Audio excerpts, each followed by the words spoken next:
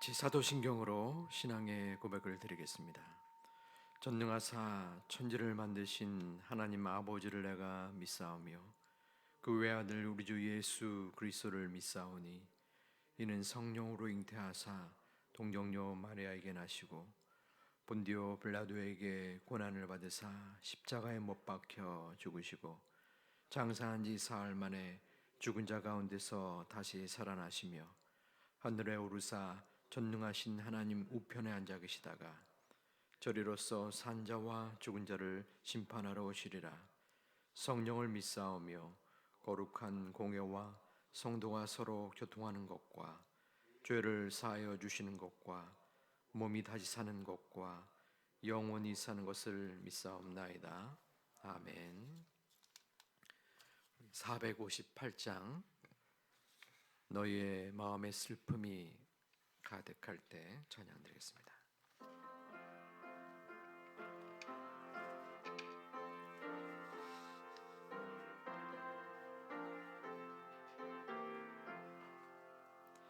너희의 마음의 슬픔이 가득할 때 주가 위로해 주시리라. 아침에 같이 빛나는 마음으로 너 십자가 지고 가라. 참 기쁜 마음으로 넌 십자가 지고 가라. 내가 기쁘게 십자가 지고 가면 슬픈 마음이 위로받네. 때를 따라서 주시는 은혜로서 가란 심령의 힘을 얻고 주가 언약한 말씀을 기억하고 너 십자가 지고 가라. 주의 기쁜 마음으로 십자가 지고 가라. 내가 기쁘게 십자가 지고 가면 슬픈 마음이 위로받네. 내가 맡은 일 성실히 행할 때에 주님 앞에서 상 받으리. 주가 베푸신 은혜를 감사하며 너 십자가 지고 가라. 참 기쁜 마음으로 십자가 지고 가라. 내가 기쁘게 십자가 지고 가면 슬픈 마음이 위로받네. 아멘. 마태복음 2장, 신약 이면에 있는 마태복음 2장 11절부터 18절까지 말씀을 교독토록 하겠습니다. 마태복음 2장 11절부터 18절까지 말씀입니다. 집에 들어가 아기와 그의 어머니 마리아가 함께 있는 것을 보고 엎드려 아기께 경배하고 보배압을 열어 황금과 유향과 몰약을 예물로 드리니라. 그들은 꿈에 애굽으로 돌아가지 말라 지시함을 받아 다른 길로 고국에 돌아가니라. 그들이 떠난 후에 주의 사자가 요셉에게 현몽하여 이르되 헤롯이 아기를 찾아 죽이려 하니 일어나 아기와 그의 어머니를 데리고 애굽으로 피하여 내가 내게 이르기까지 거기 있으라 하시니 요셉이 일어나서 밤에 아기와 그의 어머니를 데리고 애굽으로 떠나가 헤롯이 죽기까지 거기 있었으니 이는 주께서 선지자를 통하여 말씀하신 바 애굽으로부터 내 아들을 불렀다 함을 이루려 하심이라. 이에 헤롯이 박사들에게 속은 줄 알고 심히 노하여 사람을 보내어 베들레헴과 그 모든 지경 안에 있는 산의 아이를 박사들에게 자세히 알아본 그때를 기준하여 2살부터 그 아래로 다 죽이니, 이에 선지자 예레미야를 통하여 말씀하신 바 라마에서 슬퍼하며 극에 통곡하는 소리가 들리니 라헬이 그 자식을 위하여 애곡하는 것이라. 그가 자식이 없으므로 위로받기를 거절하였도다 함이 이루어졌느니라. 아멘. 성전에 나오실 때에 6분의 성도님이 1000번째의 예물을 드렸습니다. 이 새벽도 한결같은 마음으로 이 성전에 나와 또 기도하는 여러분을 또 축복하고 격려합니다. 하나님께서 애통하는, 애곡하는 그 마음 속에, 또 그 심령 속에 하나님이 충만한 은혜를 부어주시기를 주님의 이름으로 축원드립니다. 저는 어릴 때 10살 때 어머니의 손에 이끌려 교회를 나갔습니다. 제가 다닌 교회는 용현동 용현시장 옆에 있는 보합교회였어요. 보합교회. 아마도 그 이름 명칭으로는 전국에 하나밖에 없는 듯한데, 혹시 보합교회가 왜 보합교회인지 딱 떠오르는 게 있습니까? 오늘 읽은 본문에 그 힌트가 나오긴 하는데요. 아주 중요한 건 아닙니다. 저는 이제 왜 보합교회, 어릴 적에 보합교회 좀 특이하긴 하잖아요. 어떤 단어의 줄임말이에요. 줄임말. 보배합. 보배합에 줄였다기보다도 그 가운데 배자를 뺀 그 이름의 명칭입니다. 그래서 저는 다른 사람들보다 이 보배합에 대한 의미를 조금은 더 가지고 자라난 듯합니다. 황금과 유향과 모략을 담은 보배합을 동방 박사로부터 요셉과 마리아가 받았습니다. 그 얼마나 영광스럽겠습니까? 또 한편으로는 당황스럽기도 했겠죠. 동방 박사들이 그 먼 곳에서부터 우리를, 실제로는 아기 예수를 찾아온 것이죠.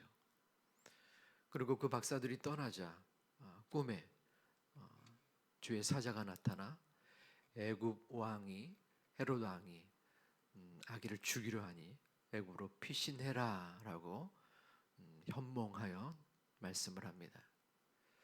당시 헤롯 왕은 폭군이었습니다. 역사가 그러하였듯이 많은 왕들은 자신의 권력을 유지하기 위하여 살인도 서슴지 않는 잔인함을 지니고 있었습니다. 그 대상에는 아내도 포함됐었고 또 아들들도 함께 그 죽임의 대상이 되었어요. 그러한 그에게 유대인의 새로운 왕이 나타난다는 동방박사 예언은 위협이 되었을 것입니다. 그래서 주의 사자는 이를 미리 이야기하였고 그들은 피신을 할 수밖에 없었습니다. 16절에 보니 이 헤롯 왕이 동방 박사들로부터 속임을 당했다라는 말이 나옵니다. 박사들이 원래는 헤롯 왕에게 그 아기의 탄생, 유대인의 왕에 대해서 이야기를 했었어요.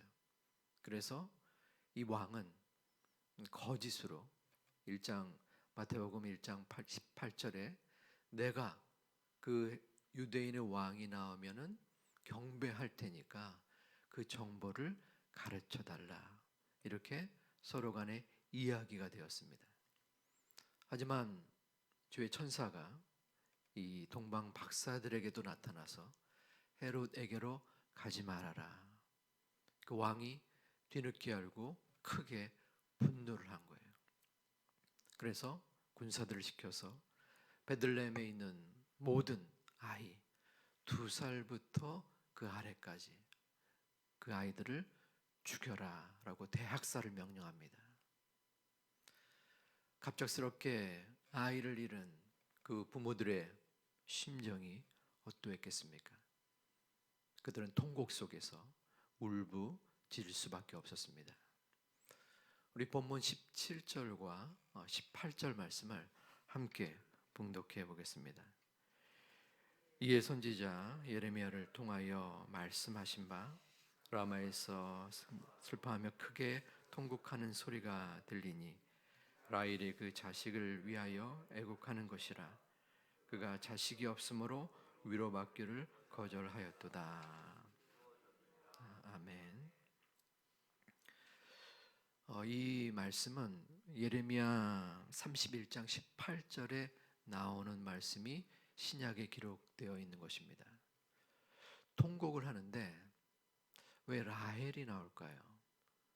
라헬은 구약의 야곱이 그토록 사랑했던 아내였습니다.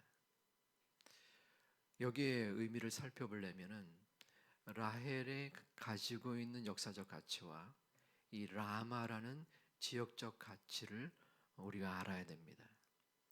라헬은 이스라엘의 공모였습니다. 우리나라의 공모는 누가 특별히 떠오르지는 않지만 3.1절에 유관순 열사 이런 몇 명의 인물들이 있을 것 같습니다. 이스라엘의 공모는 이 라헬이었어요. 라헬은 아들 베냐민을 낳다가 죽게 됩니다. 그리고 이 베들레헴의 장사를 묘지가 있어요. 이 베들레헴에서 8km 떨어진 고을이 바로 라마입니다. 자, 라마는 옛날 이스라엘 백성이 바벨론으로 포로를 갈 때에 그 지나던 지역이었습니다. 그러므로 라마는 슬픔의 장소였어요. 애통의 장소, 고통의 장소. 그래서 여기서 라헬이 슬퍼하며 그 자식을 인하여 울부짖는다라는 말은 의미가 상상입니다. 비유를 한 거예요. 그 옛날 라헬, 우리 이스라엘의 국모가 무덤에서 일어나서 바벨론 포로로 가는 그 자식들을 슬퍼하며 마음속에 통곡하는 그 모습이 바로 지금 베들레헴에서 자녀를 잃은 그 부모들의 심령과 같다라는 말입니다. 졸지에 자식을 잃은 부모의 마음, 그 슬픔은 아마도 이 땅을 살아가면서 가장 큰 고통이요 아픔일 것입니다. 부모를 잃으면 무덤에 묻고 자녀를 잃으면 마음에 묻는다. 우리가 가진 이 땅에서의 슬픔은 무엇입니까? 우리 모두는 라마의 아픔을 가졌었고 또 지금도 지니고 있습니다. 자녀를 잃은 슬픔까지는 아니더라도 우리는 라마의 눈물을 모두가 조금씩은 마음에 품고 있습니다.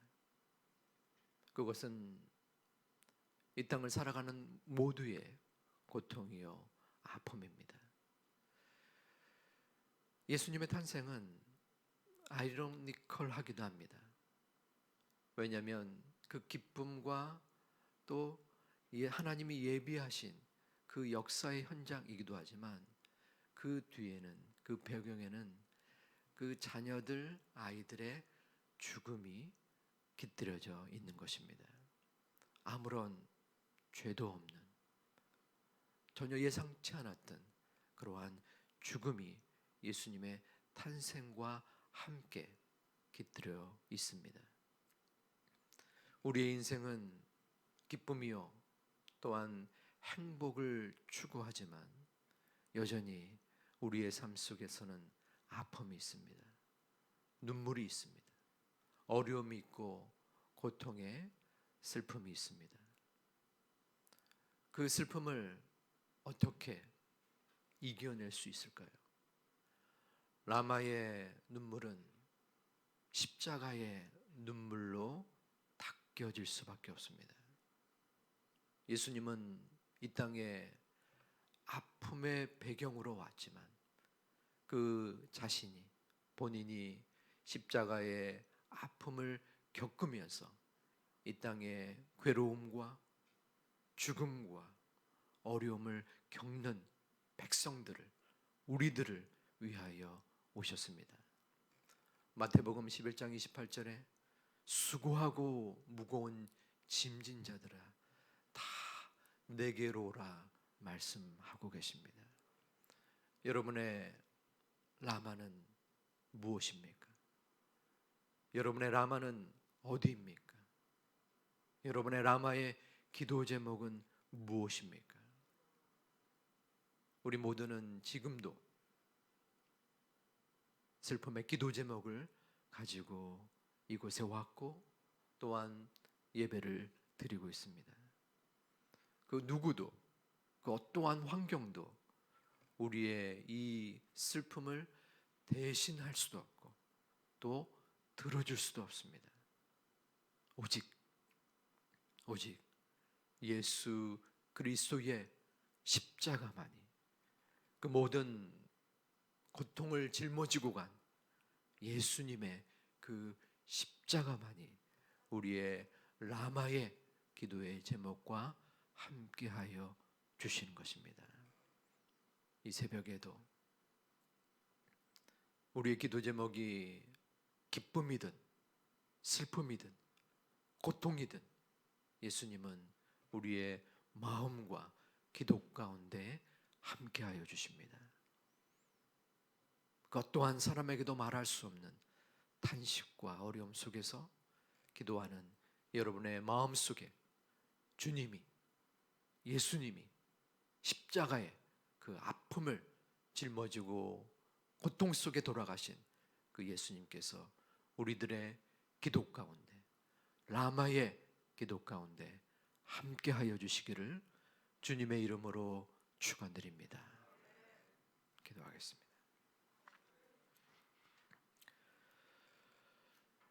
아버지 하나님, 갑작스럽게 자식을 잃은 그 수많은 무명의 베들레헴의 부모의 심정을 어찌 우리가 짐작하며 어찌할 수 있겠습니까? 많은 사람들은, 심지어는 가족들도 나의 이 마음의 고통을 알 수 없고 또 헤아릴 수 없고 오히려 무관심하거나 비웃기도 하는 듯합니다. 하지만 주님께서는 우리의 눈물과 우리의 고통을 분명히 하시고 우리의 눈물을 십자가로서 닦아 주실 줄을 믿고 간구드립니다. 함께하여 주시고 또한 그 마음속에 솟아날 하나님의 은혜를 체험받는 오늘 하루와 이번 겨울이 되게 하여 주시옵소서. 우리의 마음의 아픔 속에, 어려움 속에 기도하고 간구하는 성도님들의 마음의 소망을 주님께서 흠양하여 주시옵소서. 일천번제를 한결같은 마음으로 매 순간마다 드려지는 그 손길과 심령과 기도의 제목 가운데서도 함께하여 주시옵소서. 이 모든 말씀 예수님의 이름으로 기도 올리옵나이다. 아멘.